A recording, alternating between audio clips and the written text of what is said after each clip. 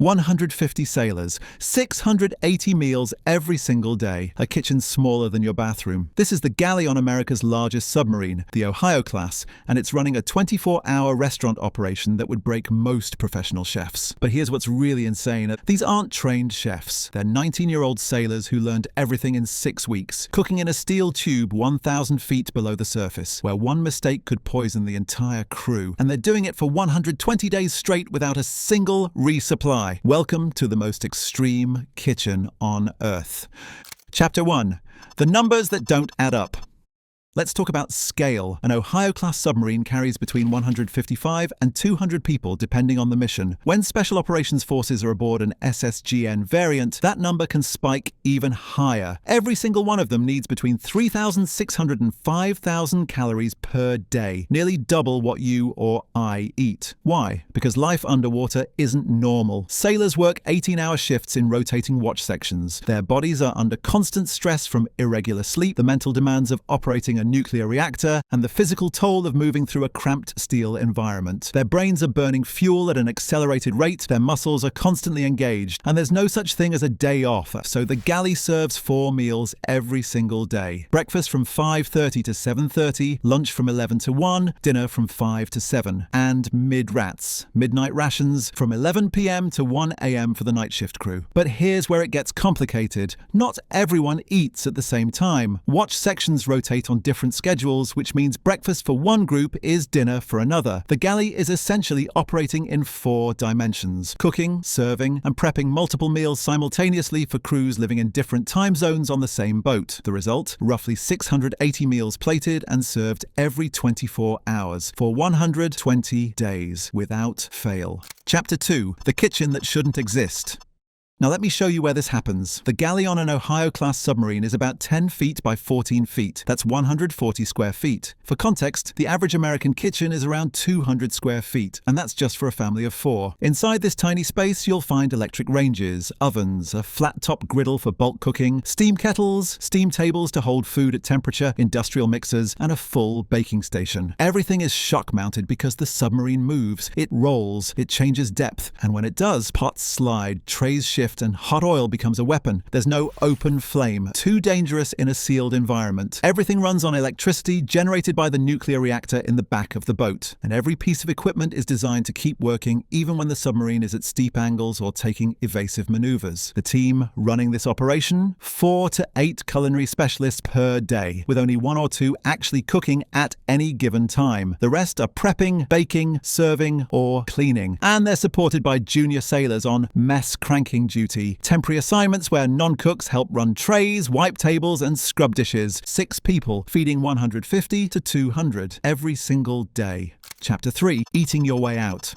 Before the submarine even leaves port, the real work begins. Loading food onto an Ohio-class boat is a multi-day operation that involves inspecting, approving, and hand-stowing between 15,000 and 20,000 pounds of provisions. That's roughly 160 pounds of food per sailor for a 90-day patrol. But here's the problem. There's no dedicated food storage area large enough to hold it all, so the crew gets creative. Dry goods are stacked in every available void space, under deck plates, in passageways, behind equipment. Canned goods are piled so high in the mess deck that sailors literally build a false floor out of plywood and walk on top of the food for the first few weeks. Submariners call it eating your way out. As the patrol goes on and the food gets consumed, the deck level drops. By week 4, you're walking on the actual floor again. By week 8, the storage rooms are half empty, and by the end of the patrol, you're scraping the bottom of the barrel. Literally, the food itself follows a predictable arc. Weeks 1 and 2 are the golden period. Fresh fruit, real vegetables, actual milk. The cooks can make salads, fresh sandwiches, and meals that feel almost normal, but fresh food doesn't last. By week 3, the crew switches to frozen vegetables, frozen meats, and UHT milk from what sailors call the plastic cow, a boxed milk substitute that tastes like regret. By the later weeks, it's all canned goods, powdered eggs, and long-life dairy. Hot sauce becomes the most valuable commodity on the boat, and morale starts to hinge on one thing: how good the cooks are at making canned food taste like something worth eating. Chapter 4. The butterfly effect.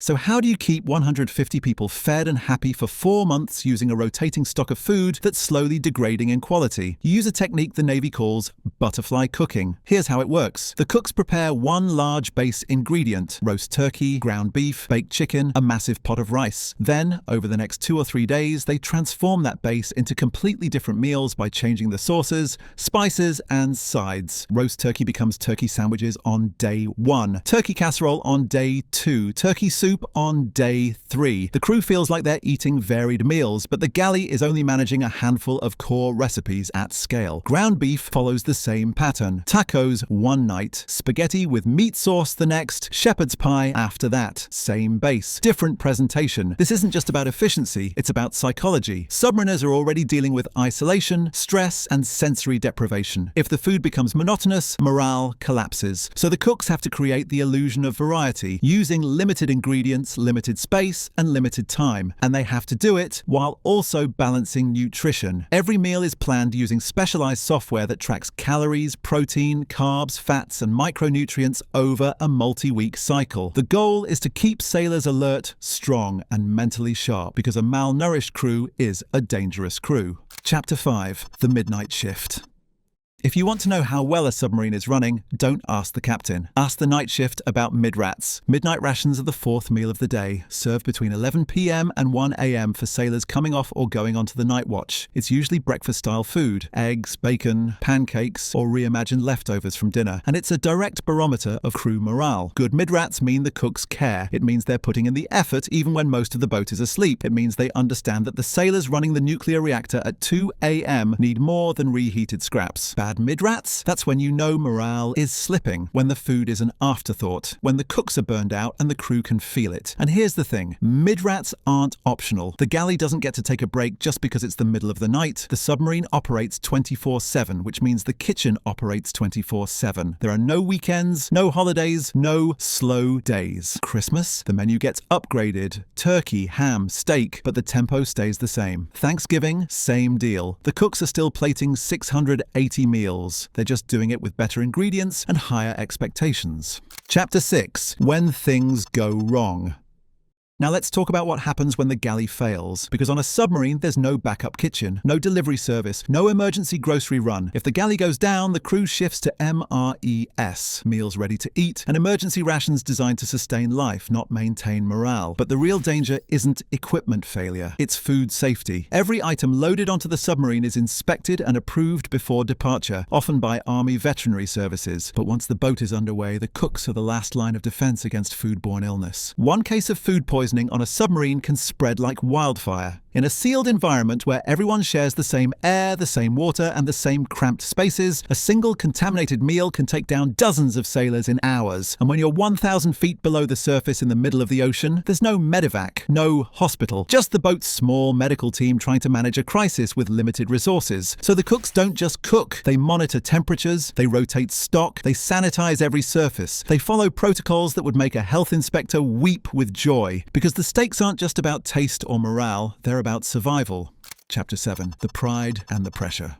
Despite all of this, the cramped space, the relentless schedule, the psychological weight, submarine galleys compete. Individual boats enter Navy-wide culinary competitions, and the best galleys are recognized across the fleet. One Ohio-class boat, the USS Jefferson City, placed in the top 4 among more than 100 submarine galleys in a Navy evaluation. That's not just cooking. That's excellence under pressure. That's a team of young sailors who took pride in their work and refused to let their crew down. And that pride matters, because food on a submarine isn't just fuel, it's comfort. It's a reminder of home. It's one of the few things that breaks up the monotony of life in a steel tube where every day looks the same. The smell of fresh bread baking can change the mood of an entire boat. A batch of cinnamon rolls can turn a bad day into a tolerable one, and a well-executed holiday meal can remind sailors why they're out there in the first place. So the cooks push, they experiment, they take requests, they bake cookies at 2 a.m. because they know the night shift needs something to look forward to, and they do it all knowing that their work will never make headlines, but it will absolutely make or break the patrol. Chapter 8. The Invisible Restaurant.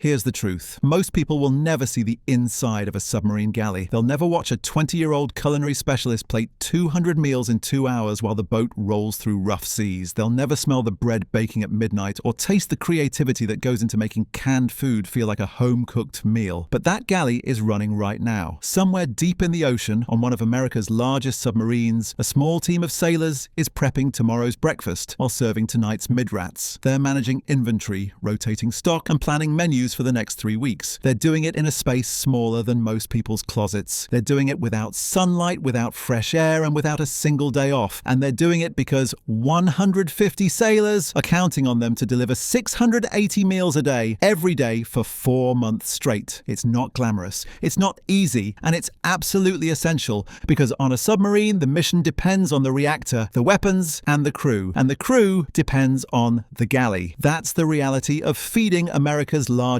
submarines. A handful of young sailors running a 24-hour restaurant in a 10 by 14-foot kitchen, turning 18,000 pounds of food into 680 meals a day for 120 days without resupply. It's logistics, psychology, and culinary skill all rolled into one impossible job, and they do it every single day, deep beneath the surface where no one will ever see them work. We are committed to releasing 3 videos a week. Like, share, subscribe, and hit the bell icon for more Anchor Watch.